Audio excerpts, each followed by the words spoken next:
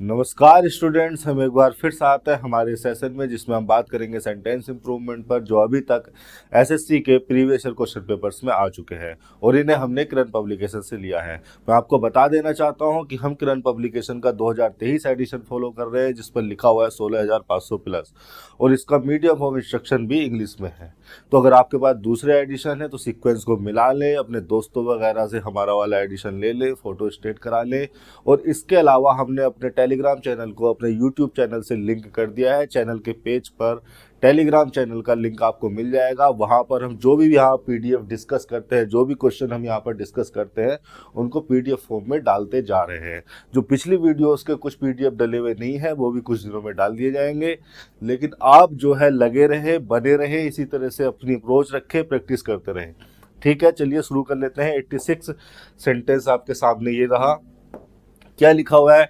Y do you prefer the theatre than the cinema. देखिए, सबसे पहले सेंटेंस को इंटरप्रेट किया जाता है, उसकी सिंटैक्स को एनालाइज किया जाता है, देखा जाता है कि क्या वर्ड लिखे हुए हैं और किस वर्ड का क्या फंक्शन है, किस मीनिंग को कन्वे करने के लिए वो लिखा हुआ है, क्या सेंटेंस की ओवरऑल स्ट्रक्चर है, किस स्पेसिफिक मीनिंग को कन्वे करने के लिए हमने किस ग्रामेटिकल अरेंजमेंट को फॉलो किया है। इतनी बातें अगर आप जान जाते हो, समझ जाते हो, तो ग्रामेटिकल अंडरस्टैंडिंग आपकी एकदम क्लियर होने लगती है, इंप्रूव होने लगती है, और फिर आपके लिए कुछ भी मुश्किल नहीं है। देखिए, सबसे पहले आपके सामने लिखा हुआ है एक वर्ड वाई, जो कि एक एडवर्ब है। रीजन जानने के लिए, किसी भी चीज का रीजन जानने के लिए हम इसको लगाते हैं। इंटेरोगेटिव सेंटेंस है तो डब्ल्यूएचओ वर्ड से स्टार्ट होगा। उसके बाद आपको, चूंकि इंटेरोगेटिव स्ट्रक्चर है, तो आपको इन्वर्टेड फॉर्म में इन्वर्टेड स्ट्रक्चर को फॉलो करना होता है। उसके बाद आपको लिखी हुई मिलेगी हेल्पिंग वर्ब। फिर आगे आपका यू, जो कि एक प्रोनाउन है, और प्रोनाउन है तो सब्जेक्ट ही होगा, क्योंकि ऑब्जेक्ट और कॉम्प्लीमेंट होने के लिए इससे पहले कोई ट्रांजिटिव वर्ब या प्रीपोजिशन नहीं है और लिंकिंग वर्ब भी नहीं है। डू जो है हेल्पिंग वर्ब है। कैसे पता किया मैंने डू हेल्पिंग वर्ब है? क्योंकि मुझे पता है सेंटेंस में आगे सब्जेक्ट के बाद मेन वर्ब लगी हुई है। अगर मेन वर्ब लगी हुई है तो निश्चित तौर पर डू हेल्पिंग वर्ब के फंक्शन में होगी, हेल्प करने के लिए आई होगी मेन वर्ब की। हेल्पिंग वर्ब मेन वर्ब की हेल्प करती है टेंस या स्टेट को एक्सप्रेस करने में। इतनी बात होगी। चलिए, प्रीफर जो वर्ब है, इस पर थोड़ी सी बात कर लेते हैं। देख लेते हैं कि इसके साथ क्या सिंटैक्स रहता है, किस स्ट्रक्चर को हम फॉलो करते हैं। देखिए, जैसे मैंने एग्जाम्पल के तौर पर लिखा। पहली बात तो प्रीफर का मीनिंग बता दूंगा आपको। प्रीफर का मीनिंग होता है टू लाइक और choose one thing rather than another. Rather than another, किसी, अगर आपके सामने दो ये चीज़ें रखी हुई हैं, तो आपने अगर किसी एक को लाइक किया या चूज कर लिया, दूसरी वाली को छोड़ दिया, तो आपने इसको प्रीफर किया।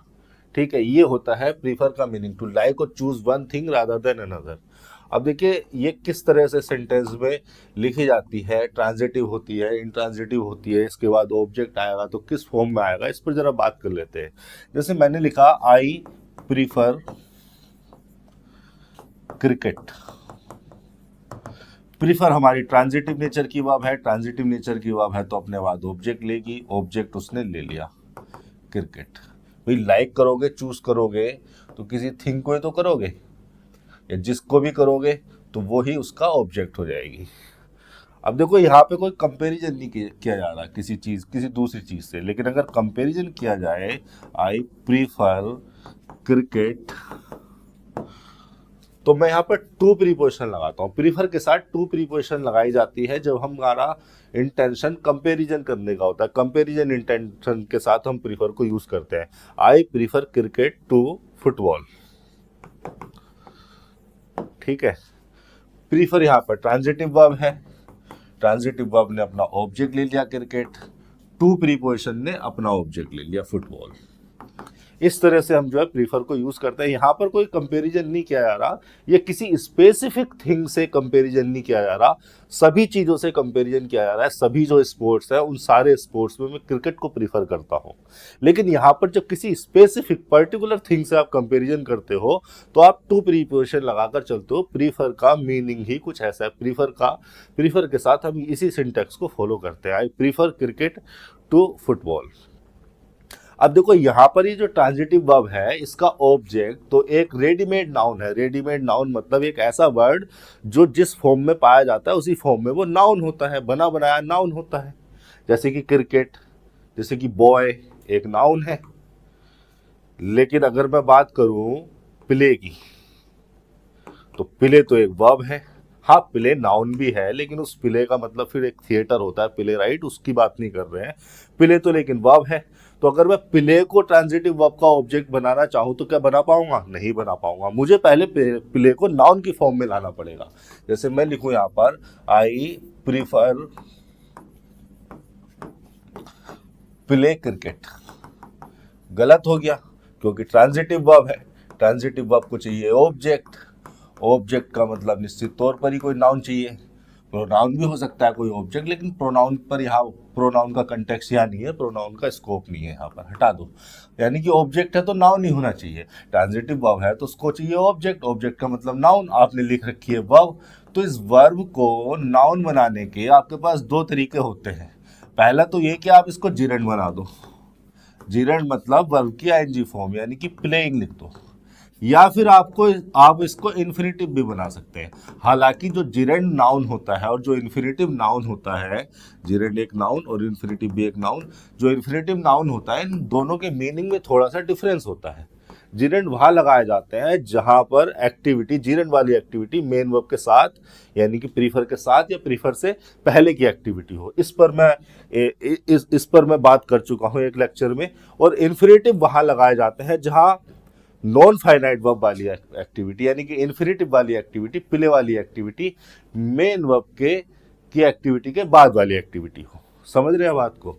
जिरेंड और इन्फिनिटिव दोनों ही नाउन बन जाते हैं, लेकिन इस सिचुएशन में आप जिरेंड लगाएंगे या इन्फिनिटिव? देखिए, इस सिचुएशन में तो आप जिरेंड भी लगा सकते हैं और इन्फिनिटिव भी लगा सकते हैं, दोनों ही सही हो जाएगा।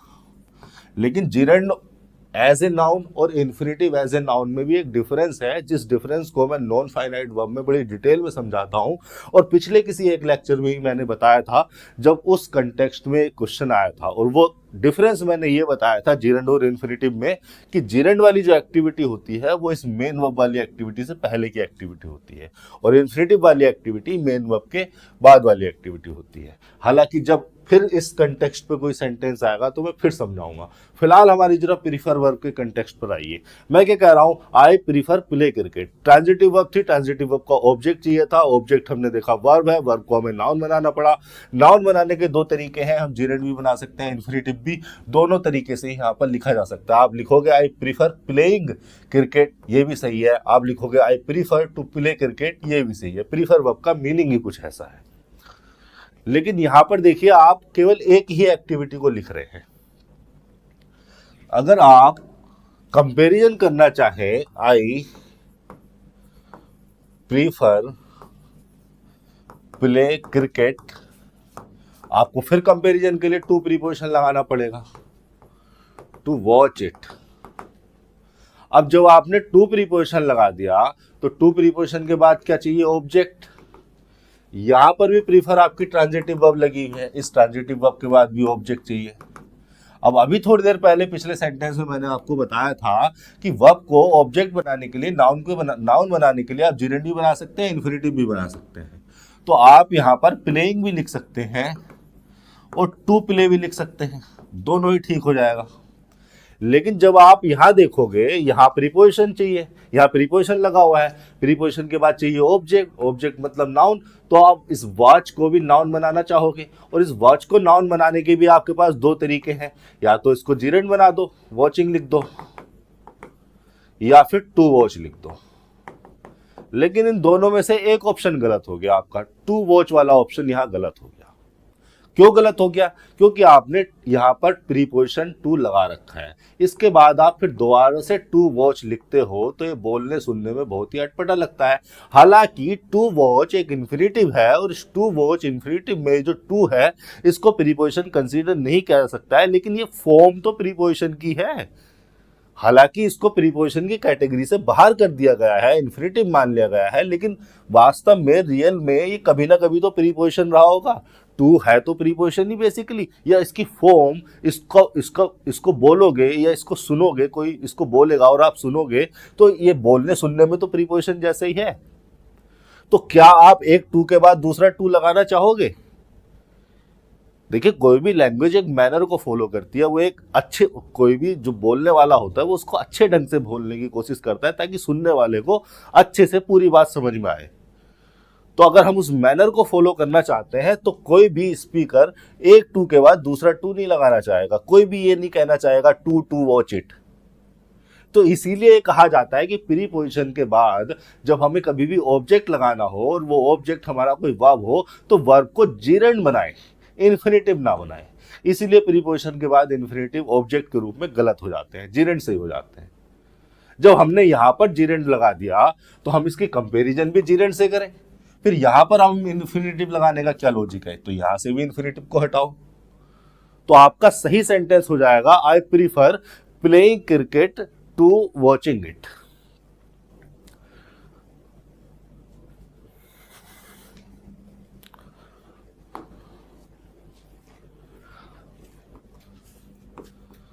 एक सेंटेंस और लिखा मैंने, आई प्रीफर। अब देखिए, प्रीफर ट्रांजिटिव वर्ब है। ट्रांजिटिव वर्ब अपने बाद ऑब्जेक्ट लेगी। ऑब्जेक्ट के रूप में कोई नाउन हो सकता है। अब वो नाउन कोई फ्रेज भी हो सकती है, कोई क्लोज भी हो सकती है। फ्रेज, ये जो मैंने लिखी प्लेइंग क्रिकेट, एक फ्रेज है।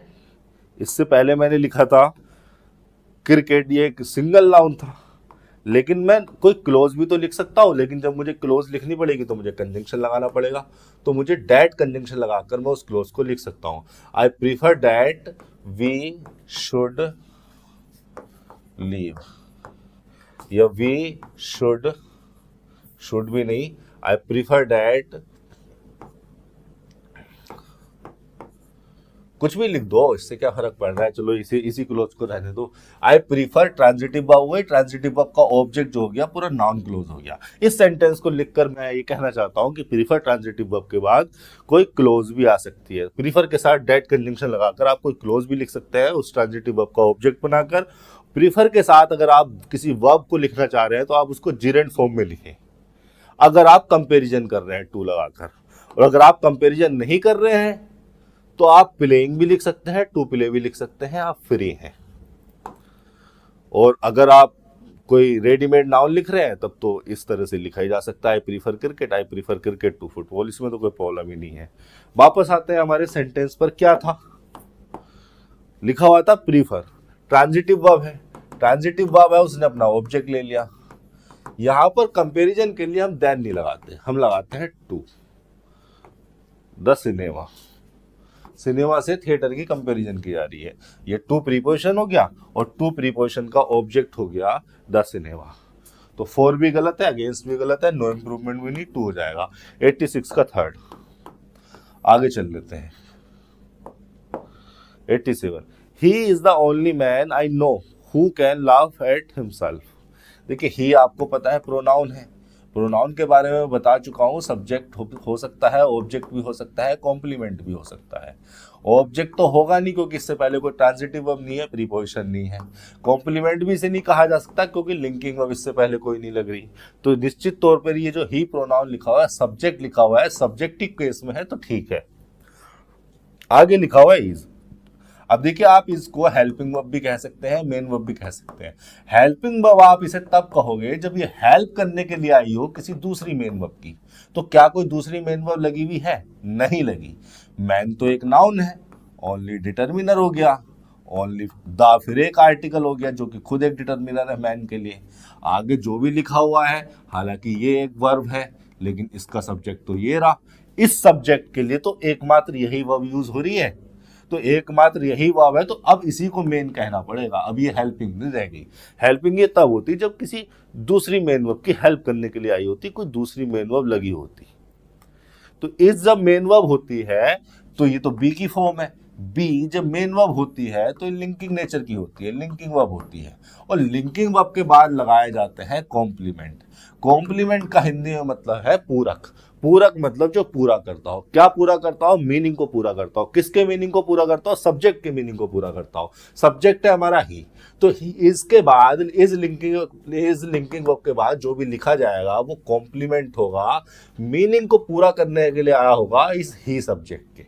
तो ही सब्जेक्ट हो गया, is linking verb, linking verb के बाद कॉम्प्लीमेंट हो गया, द ओनली मैन ही के लिए लगाया गया है। इतनी बात हो गई। अब देखिए ये आई नो क्या लगा है,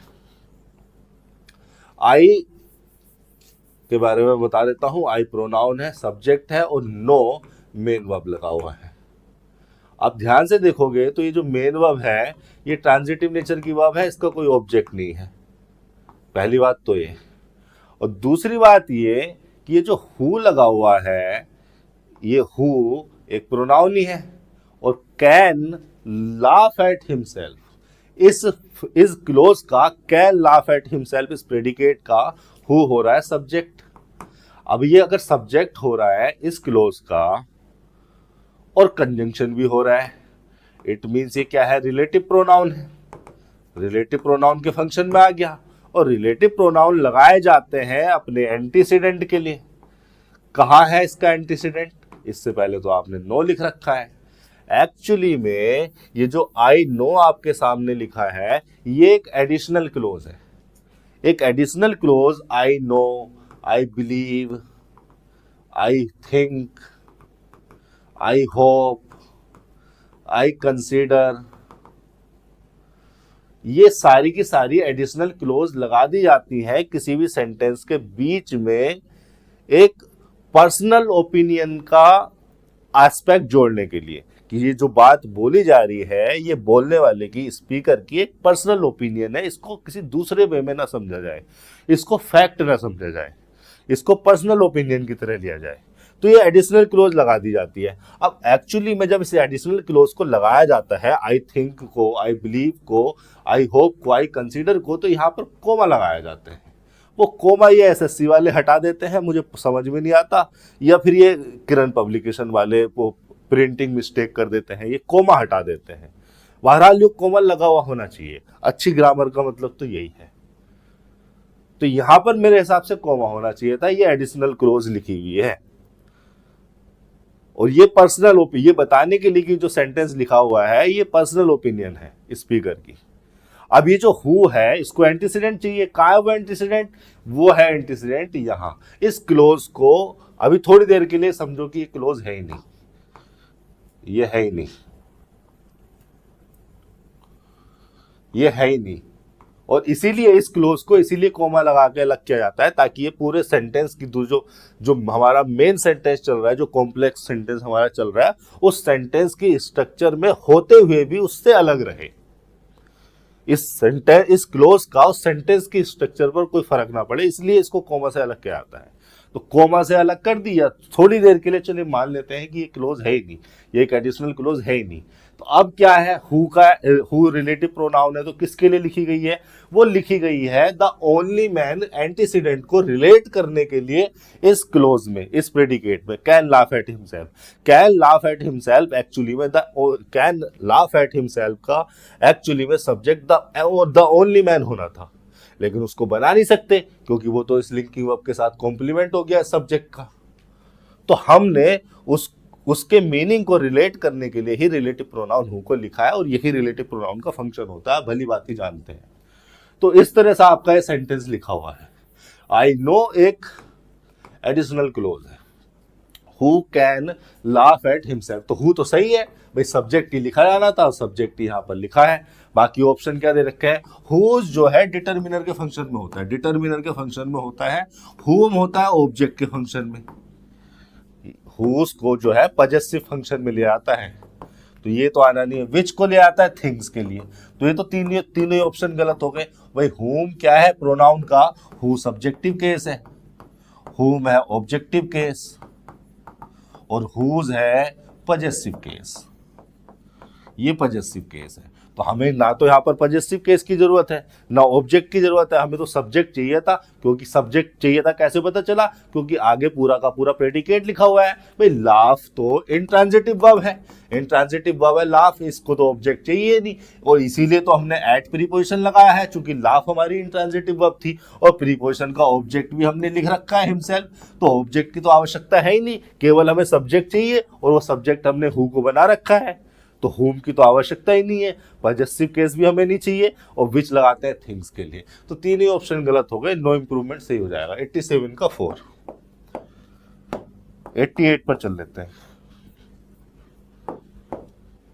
क्या लिखा हुआ है? He said that he saw him last year to discuss the documents. देखिए, ही आपके सामने एक प्रोनाउन लिखा है, और फिर से प्रोनाउन के बारे में आप जानते हैं कि ये सब्जेक्ट ही होगा, ऑब्जेक्ट आप इसको नहीं कह सकते, क्योंकि इससे पहले कोई ट्रांजिटिव वर्ब नहीं है, कोई प्रीपोजिशन नहीं है जिनका ऑब्जेक्ट में इसको कंसीडर कर लूं और आपसे कहूं कि नहीं काट के इसको ऑब्जेक्टिव केस में लिखो। ऐसा कोई सिनेरियो नहीं है। कॉम्प्लीमेंट भी आप इसको नहीं बना सकते, क्योंकि इससे पहले कोई लिंकिंग वर्ब नहीं है। सब्जेक्ट हो गया ही आपका। देखिए, सैड जो है ना आपकी मेन वर्ब लगी हुई है, वर्ब की सेकंड फॉर्म है, और ये जो मेन वर्ब आपकी सेकंड फॉर्म में लगी हुई है, सेकंड फॉर्म मतलब पास्ट इंडेफिनिट। पास्ट इंडेफिनिट मतलब पास्ट में किसी पॉइंट पे एक्शन हुआ होगा। अभी जो सैड आपकी लगी हुई है ये ट्रांजिटिव वर्ब है, व्हाट के रिप्लाई के लिए, क्या कहा के लिए, ये ट्रांजिटिव है। ट्रांजिटिव है तो ये ऑब्जेक्ट लेगी, और उस ऑब्जेक्ट को ये ले लेती है क्लोज के रूप में, ले लिया इसने। ये जो पूरी क्लोज लगी हुई है यहाँ पर, that he saw him last year,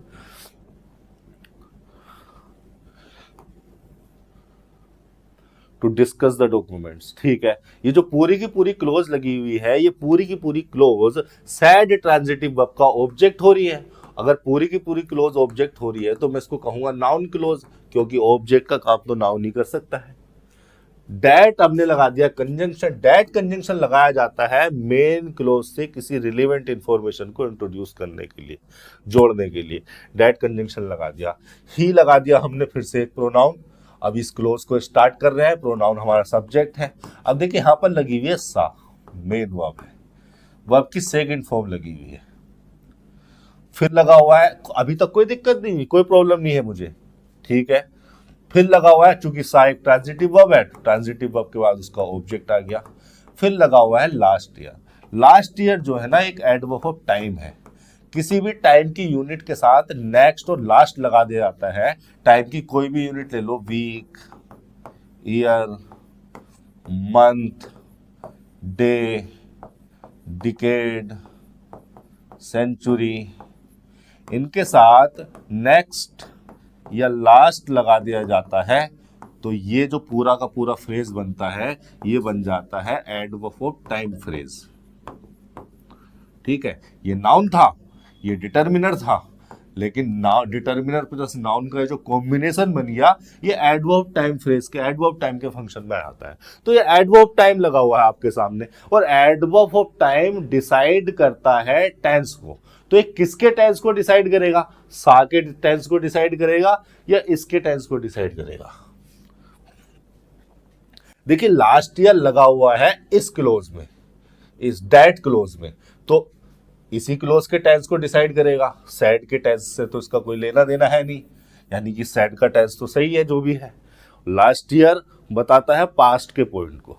अब सिचुएशन आपके सामने देखिए कुछ ऐसी हो गई कि अगर आप टाइम लाइन पर इसको देखने की कोशिश करें, टाइम लाइन पर चले जाया करो टेंस को निर्धारित करने के लिए। टेंस को अगर वर्ब की टेंस का, अगर वर्ब के फॉर्म का या वर्ब की टेंस का अगर पता लगाना है तो टाइम लाइन पर चलना आपको सीखना ही होगा। ये आपकी टाइम लाइन है।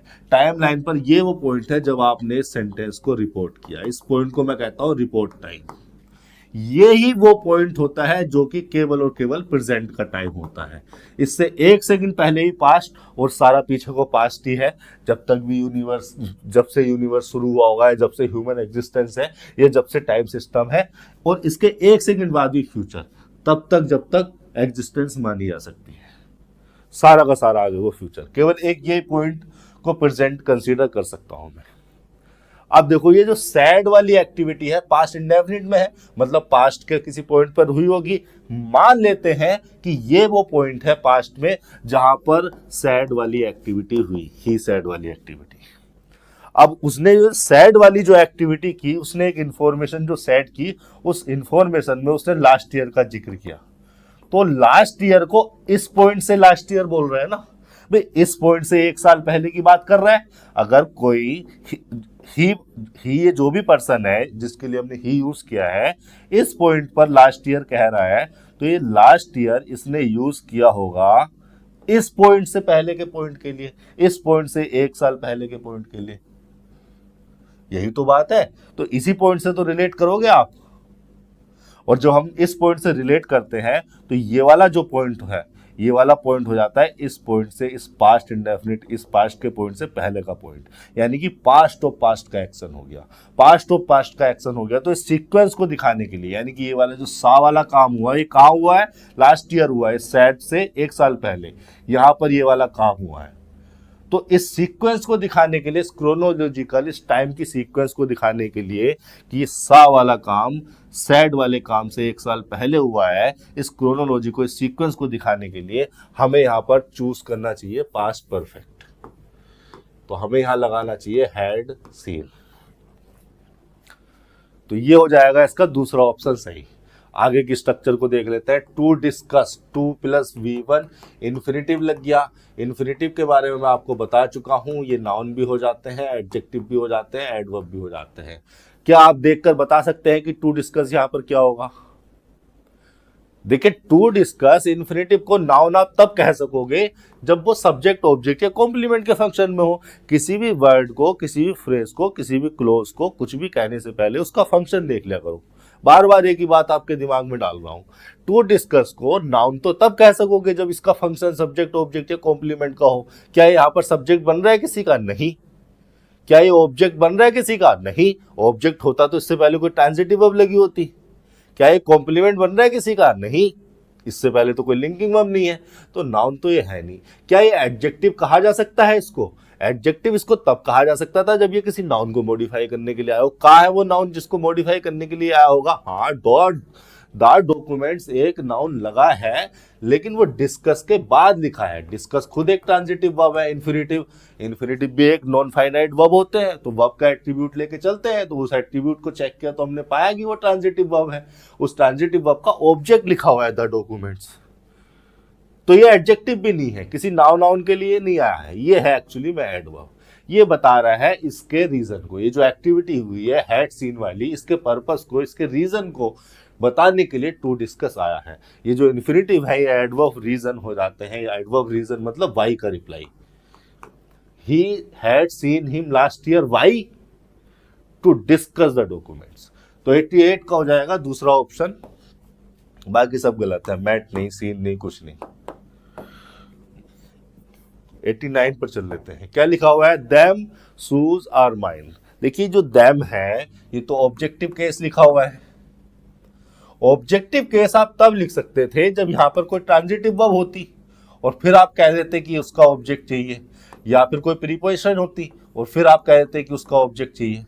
कोई ट्रांजिटिव वर्ब नहीं लिखी, कोई प्रीपोजिशन नहीं लिखी, तो ऑब्जेक्टिव केस में तो ये गलत है। थोड़ा सा और सेंटेंस की स्ट्रक्चर को अगर हम नोटिस करें तो हम पाते हैं कि यहाँ पर नाउन लिखा हुआ है। अगर नाउन से पहले कोई प्रोनाउन आ रहा है तो निश्चित तौर पर ही उसको डिटर्मिनर केस में होना चाहिए, और डिटर्मिनर होगा तो नाउन को डिटरमाइन करने के लिए आया होगा। फिर ये डिटर्मिनर और नाउन मिलकर एक नाउन फ्रेज बन रहे होंगे, और वो नाउन फ्रेज प्लूरल हो रही होगी, तभी तो यहाँ पर आर लगाया गया है मेन वर्ब के रूप में। बी की आर फॉर्म लगाई गई है, या बी की वो फॉर्म लगाई गई है जो प्लूरल के यूज होती है। फिर उसके बाद एक और प्रोनाउन लगाया गया है जो कि पजेसिव प्रोनाउन है। तो कहने का मतलब है कि यहां पर डिटर्मिनर चाहिए हमें। तो डिटर्मिनर चेक कर लेते हैं। दियर शूज आर माइन, दियर भी एक डिटर्मिनर है। दियर को यहां पर लगाया जा सकता है, सिंटैक्टिकली तो सही हो जाएगा, स्ट्रक्चर तो सही हो जाएगी। आप अगर यहां पर लिखते हैं दियर शूज, तो शूज हो गया नाउन और दियर हो गया डिटर्मिनर, कोई प्रॉब्लम नहीं है। लेकिन सेंटेंस मीनिंगलेस हो गया। But their shoes are mine का क्या मतलब है? यहां पर आप कह रहे हो कि शूज दियर के हैं और यहां पर कह रहे हो शूज मेरे हैं, तो ये तो सिंटैक्टिकली तो सही हो जाएगा लेकिन मीनिंगफुल नहीं है। डैट को देख लेते हैं और दोस को देख लेते हैं। देखिए, दिस, डैट, दीज और दोज ये पॉइंट आउट करने के लिए लगाए जाते हैं। दिस, डैट, दीज और दोज ये पॉइंट आउट करने के लिए लगाए जाते हैं। स्पेस में या टाइम में जो चीज आपके करीब हो, जो चीज आपके पास हो, उसको आप बोलते हो दिस या these. This car, this shoes, this शू या दिस पेन। लेकिन जो चीज दूर रखी है, जो डिस्टेंस में आपसे दूर है या टाइम में दूर है, आप उसको बोलते हो डैट, डैट कार ये पेन मेरे हाथ में है तो मैं इसको बोल रहा हूँ दिस पेन। ये पेन अगर वहां टेबल पे रखा होता तो मैं इसको बोलता डैट पेन, क्योंकि अब स्पेस में, ये डिस्टेंस में दूर है। इसी प्रकार से टाइम में अगर कोई चीज दूर होती है, कोई इवेंट, कोई फिनोमिना, कोई सिचुएशन, कोई घटना, कोई दुर्घटना टाइम में अगर दूर होती है तो मैं उसको डैट से रिफर करता हूं। जब वो सिंगुलर हो तो डैट, और जब वो प्लूरल हो, प्लूरल नाउन हो, तो मैं दोस्त से रिफर कर देता हूं। अगर लड़के मेरे पास खड़े हैं तो मैं कहूंगा दीज बॉयज। अगर ये लड़के दूर खड़े हैं तो मैं कहूंगा दोज बॉयज। अगर कोई घटना हुई है, कोई दुर्घटना हुई है और अभी अभी हुई है तो मैं कहूंगा दिस एक्सीडेंट, दिस इंसिडेंट। और अगर वो दूर हुई है 2-4 दिन पहले या 2-4 साल पहले हो गई तो मैं कहूंगा that accident, that incident, those accident, those incidents. ठीक है, इस तरह से ये यूज किए जाते हैं। तो यहां पर आप देखिए डैट लगा सकते हैं या दोज लगा सकते हैं। यहां पर लगा हुआ है शूज, जो कि प्लूरल नाउन है। प्लूरल नाउन है तो डैट तो मैं लगाऊंगा नहीं, दोज ही लगाऊंगा। तो 89 का हो गया पहला ऑप्शन। आगे चल लेते हैं, क्या लिखा हुआ है? Unity in diversity is the most noticeable quality of India. ठीक है, देख लेते हैं। देखिए, कई बार ऑप्शन आपको इस तरह से मिलते हैं कि 1, 2 या 3 ऑप्शन भी सही हो सकते हैं, लेकिन हमें सबसे ज्यादा सही जो सा है उसको चूज करना होता है। कई बार ऑप्शन आपको कंफ्यूज करने के लिए ऐसे दिए जा सकते हैं जिनका मीनिंग बहुत करीब हो, एक दूसरे के सिमिलर वर्ड हो, एक दूसरे के सिमिलर मीनिंग को कन्वे करते हो, लेकिन जो मोस्ट अप्रोप्रिएट होगा हमें उसको लेकर चलना होता है। यहां पर देख लेते हैं, डाइवर्सिटी नाउन हो गया, यूनिटी से शुरू करते हैं ना। यूनिटी नाउन हो गया, यूनिटी का मतलब जानते हैं हम, to be in union, being in union, है ना, टुगेदरनेस को यूनिटी कहते हैं। इन प्रीपोजिशन हो गया, और इस प्रीपोजिशन के बाद लग गया ऑब्जेक्ट। अब यूनिटी नाउन है तो ये नाउन सब्जेक्ट ही होगा, ऑब्जेक्ट और कॉम्प्लीमेंट तो इसको बना नहीं सकते। इन डाइवर्सिटी प्रीपोजिशनल फ्रेज लग गई, प्रीपोजिशनल फ्रेज लगी है इस नाउन के लिए तो मैं इसको एडजेक्टिव फ्रेज ही कंसीडर करूंगा।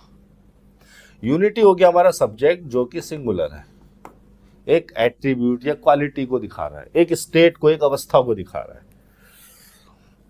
अब ये सिंगुलर है तो इसके साथ इज सही हो गई। अब इस यहाँ पर मेन वर्ब भी है, हेल्पिंग वर्ब तो आप इसको कंसीडर कर नहीं सकते हो। हेल्पिंग वर्ब होती तो मेन वर्ब की हेल्प करने के लिए आई होती, कोई दूसरी मेन वर्ब तो पूरे सेंटेंस में है ही नहीं, इसका मतलब यही मेन वर्ब है।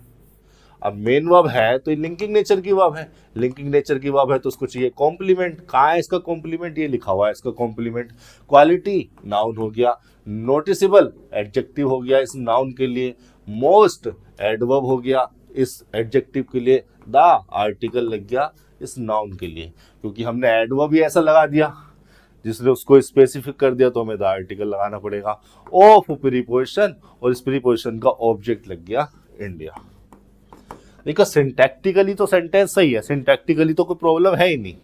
हमसे पूछा गया है कि इस नोटिसेबल वर्ड का कोई और बेहतर ऑप्शन यहाँ पर हो सकता है, नोटिसेबल की जगह कुछ और एप्रोप्रिएट, ज़्यादा एप्रोप्रिएट कोई हो सकता है। चलो देख लेते हैं। इसके लिए हमारी वोकैब अच्छी होनी चाहिए, हमें इसके मीनिंग पता होने चाहिए। चलो मीनिंग चेक कर लेते हैं। देखिए, नोटिसेबल का मतलब है able to be noticed, able to be noticed easily. ठीक है, नोटिस तो हर चीज को किया जा सकता है किसी न किसी तरीके से, लेकिन जो इजीली जिसको नोटिस किया जा सके उसको कहा जाता है नोटिसेबल। पॉपुलर का मतलब होता है लाइक्ड, एंजॉयड और सपोर्टेड बाय मैनी पीपल। किसी भी चीज को या किसी भी पर्सन को या किसी एक्टिविटी को अगर बहुत लोग पसंद करें, बहुत लोग उसको सपोर्ट करें, तो उसको कहा जाता है पॉपुलर। जैसे popular culture, popular leader, popular film, popular personality. ठीक है, कि उसको बहुत ज्यादा लोग लाइक करते हैं, एंजॉय करते हैं। फेमस का मतलब होता है वेल नोन, वेल नोन और रिकॉग्नाइज्ड बाय द पीपल। जिसको बहुत लोग जानते हो, उसको पहचानते हो, रिकॉग्नाइज कर लेते हो, उसको कहा जा सकता है फेमस। एक तरह से फेमस और पॉपुलर जो है सिमिलर मीनिंग में आ जाते हैं। रिमार्केबल का मतलब होता है अनयूजुअल और स्पेशल। और इस अनयूजुअलनेस की वजह से, इस स्पेशलनेस की वजह से वो थोड़ा सा सरप्राइजिंग हो, प्लीजेंटली सरप्राइजिंग हो, और इस इन तीनों एट्रीब्यूट की वजह से उसको रिमार्क किया जा सकता हो। रिमार्केबल का मतलब able to be remarked, remark का मतलब मेंशन किया जा सके, उसको बार बार बताया जा सके।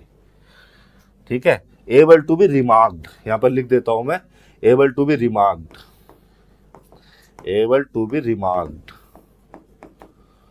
रिमार्क का मतलब और कुछ नहीं, मेंशन करना। यहां पर लिख देता हूं मैं, वर्थ मेंशनिंग।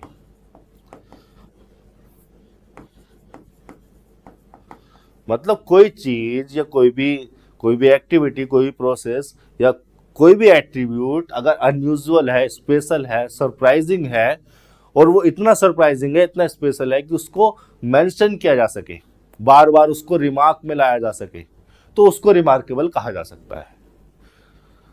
यहां पर जो सही वर्ड होना चाहिए था, popular quality of India, noticeable, remarkable. देखिए, रिमार्केबल वर्ड ज्यादा अप्रोप्रिएट है इस ऑब्जेक्टिव मीनिंग को सेटिस्फाई करने के लिए। Unity in diversity is the most remarkable quality of India, एक ऐसी क्वालिटी है जो कि बहुत स्पेशल है, अनयूजुअल है, जिसको बार बार मेंशन किया जा सकता है। आपने देखा भी होगा, कोई भी लीडर इंडिया का कहीं पर भी जाता है, किसी भी इंटरनेशनल बॉडी में लेक्चर देने जाता है, सबसे पहले वो इंडिया की डाइवर्सिटी पे बात करता है। कोई भी लीडर बाहर का, ऑस्ट्रेलिया का या कहीं का, रशिया का आ जाए इंडिया में घूमने, सबसे पहले आकर इंडिया की डाइवर्सिटी की तारीफ करेगा। कितने राइटर्स ने इंडिया की डाइवर्सिटी को रिमार्क किया है अपनी बुक्स में, अपने गीतों में। हमारा तो जो राष्ट्रगान है, जन गण मन अधिनायक, उसमें भी इंडिया की डाइवर्सिटी को रिमार्क किया गया है। तो इंडिया की जो डाइवर्सिटी है, unity in diversity, unity in diversity की डाइवर्सिटी होने के बावजूद भी उसमें यूनिटी है, ये एक रिमार्केबल फीचर है। नोटिसेबल हो सकता है, कई बार नोटिसेबल ना हो, इजीली नोटिस ना किया जा सके उसको, हो सकता है। पॉपुलर और फेमस, देखिए आ तो चारों ही वर्ड सकते थे, लेकिन हमें ज्यादा अप्रोप्रिएट अगर चूज करना है तो वो है रिमार्केबल। रिमार्केबल उस ऑब्जेक्टिव मीनिंग को सेटिस्फाई कर रहा है, जिस ऑब्जेक्टिव कंटेक्स्ट को हम यहाँ पर लिखने की कोशिश कर रहे हैं। आ तो सारे ही वर्ड सकते थे, कोई फेमस क्वालिटी भी है, पॉपुलर भी है, बहुत लोग इसको पसंद करते हैं, फेमस भी है, बहुत सारे लोगों को पता भी है, नोटिस भी की जा सकती है, कई बार नहीं भी की जा सकती। रिमार्केबल पर ज्यादा अप्रोप्रिएट है कि इतनी स्पेशल, इतनी अनयूजुअल क्वालिटी है जिसको हर जगह मेंशन किया जा सकता है, मेंशन किया जाता है। तो ये हो गया आपके। इस तरह से मीनिंग का थोड़ा सा ऑब्जेक्टिव कंटेक्स्ट को समझना होता है और देखना होता है कि कौन सा मीनिंग ज़्यादा सुटेबल रहेगा, ज़्यादा अप्रोप्रिएट रहेगा सेंटेंस में। बस इस तरह के सेंटेंस में वोकैबुलरी अच्छी होनी चाहिए और ऑब्जेक्टिव कंटेक्स्ट समझ में आना चाहिए। जिस ऑब्जेक्टिव मीनिंग को कन्वे करना चाह रहे हैं, उस मीनिंग के करीब करीब वाला वर्ड हमें उठा के लगाना होता है। ठीक है, ये हो गया हमारे 90 सेंटेंस। इसी तरह की अप्रोच रखेंगे। अगर आपको किसी भी सेंटेंस में कोई प्रॉब्लम है तो बेझिझक आप कमेंट सेक्शन में लिख सकते हैं। ये जो पीडीएफ आपके सामने है, इस पीडीएफ को मैं अभी टेलीग्राम पर डाल दूंगा, तो आप वहां से इसको इंस्टॉल कर लें। फ्यूचर में जब भी आप प्रैक्टिस करेंगे तो आप इसी तरह से करेंगे। आज के लिए इतना ही, धन्यवाद।